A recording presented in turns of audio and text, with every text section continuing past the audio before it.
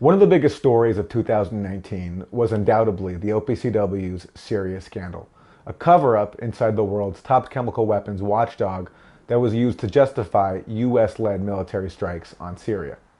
Leaked documents and testimony show there were serious doubts inside the OPCW about the allegation that the Syrian government committed a chemical weapons attack in the city of Douma in April 2018. Inspectors who were on the ground in Douma complained that their findings were distorted and excluded. According to one OPCW whistleblower who spoke to the British journalist Jonathan Steele, this censorship was done under direct US government pressure. According to a new batch of documents released by WikiLeaks, a top OPCW official ordered the removal of a critical document from the organization's secure registry. The document was a detailed engineering study that cast major doubt on the allegation that the Syrian government dropped gas cylinders on Douma. Another leaked document shows the OPCW consulted with toxicologists to determine whether symptoms observed in victims at the scene were consistent with exposure to chlorine. According to minutes of that meeting, quote, the experts were conclusive in their statements that there was no correlation between symptoms and chlorine exposure, unquote. But these key findings, and many others, were kept from the public when the OPCW released its final report.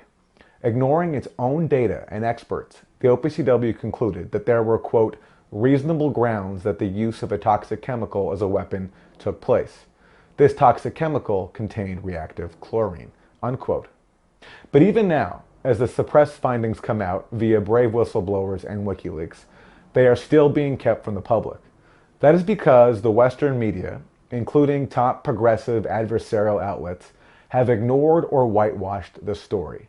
And that media self-censorship has become a scandal in itself.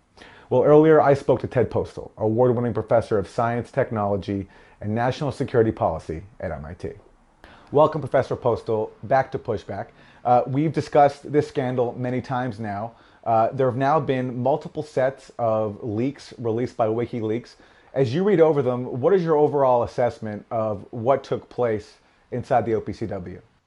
Well, I think that some people may try to argue that there was somehow a difference of opinion among experts. At least that's some of the rhetoric I've heard. And I think when you look at the original report, that is to say, the report that was written by the professional staff and intended for the UN Security Council, and then you look at the report that was instead sent to the UN Security Council, I would say there is no doubt that the second report, the report sent to the Security Council, was not an accident. It was intentional.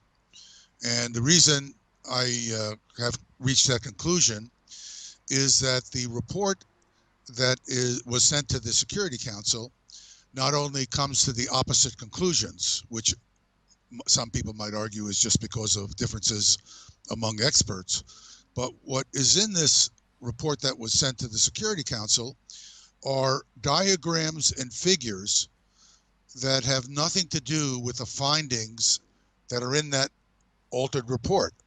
And if you look at the diagrams and figures in this altered report, not only do they have nothing to do with the findings, they are actually in some cases contradict the findings.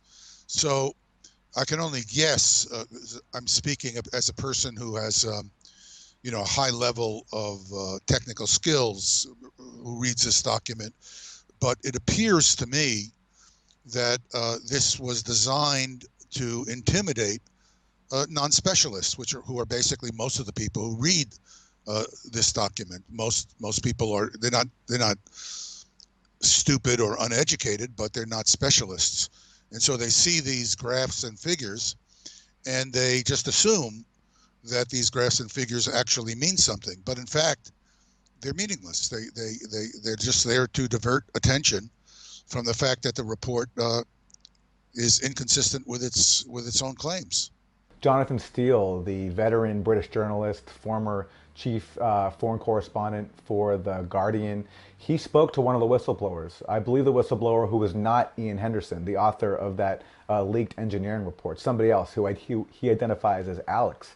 And Alex, the pseudonym for the whistleblower, says that 3 U.S. officials showed up at the OPCW as all this internal debate was happening, as all of these experts were objecting to the exclusion of their findings on the ground in Duma.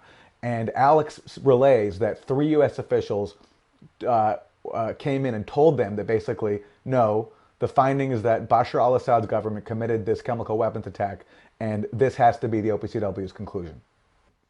Well, the only reason that Americans could be at this thing would be if they chose to provide intelligence in support of their claim. Otherwise, they should have been bounced on their head out of the meeting, because it's the OPCW staff, assuming they're competent, and it appears like they are very competent, who have to debate the issues and understand the technical detail.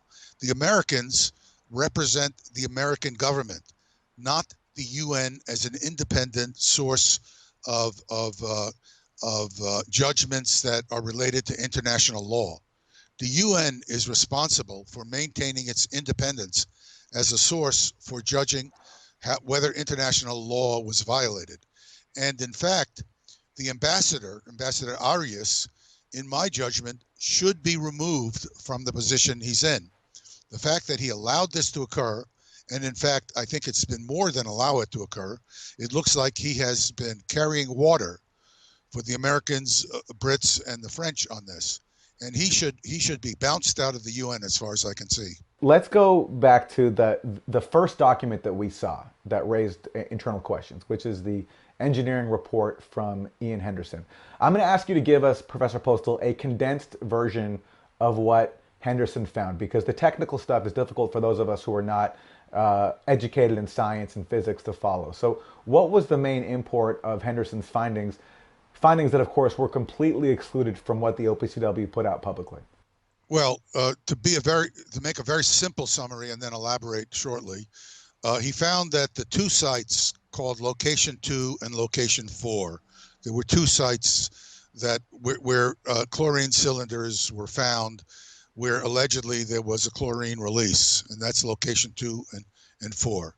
At Location 2, he found that there was a chlorine cylinder that was made to look like it was stuck through the roof of a building, so that it had injected its chlorine gas into the building from the rooftop.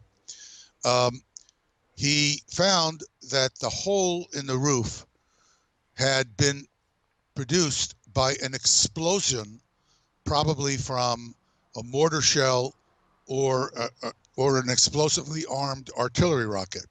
Now, the reason this was very clear, I want to underscore this is very clear. The rebar, the concrete roof has strips, has rods of metal running through it to strengthen it. If you look at the hole from inside the building, because they're photographs from inside and outside the building, you can see that the rebar, the metal rods, are blown outward, sort of like the petals of a flower that was pointing through from the top of the building. That is only an effect of a high explosive event, and the high explosive event produces such intense high pressure gases that it literally would blow the rebar out into this splayed out pattern. On top of that, he points out that the size of the hole associated with the cylinder is about, the diameter of the hole is almost twice the diameter of the cylinder.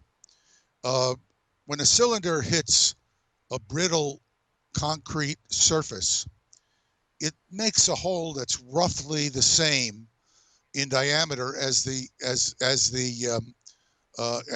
cylinder itself. It's sort of like, think of it as taking a nail and punching it through the surface.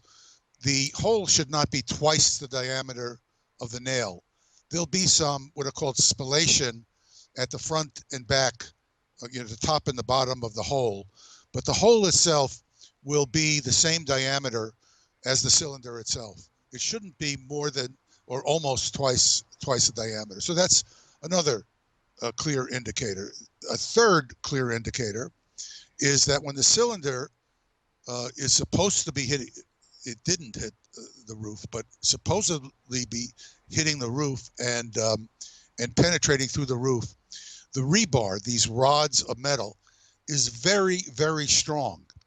So when the cylinder is penetrating through the concrete and it encounters a piece of rebar, the rebar will cause a crease in the cylinder.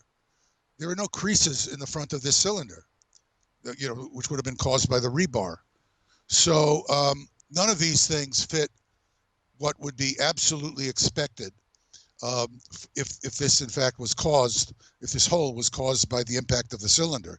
In addition, the cylinder should have fallen through the roof if you look at its disposition, because if it blew all the rebar out, momentum and gravity would have caused it to fall through into the room below, and it didn't. Now, if you look at the report, the falsified report, they actually, the OPCW fraudulent writers, the writers who participated in the fraud, put a simulation, a computer simulation of a cylinder passing through the roof. They actually have it there with diagrams, and of course what the simulation shows, when you look at the simulation carefully, it shows that the size of the hole in the roof is equal, the diameter of the hole is equal to that of the cylinder. So the information that they put in the report to produce a false impression to a non-specialist that there was actually something behind their finding contradicts what they show in their own photographs. So it's sort of amazing.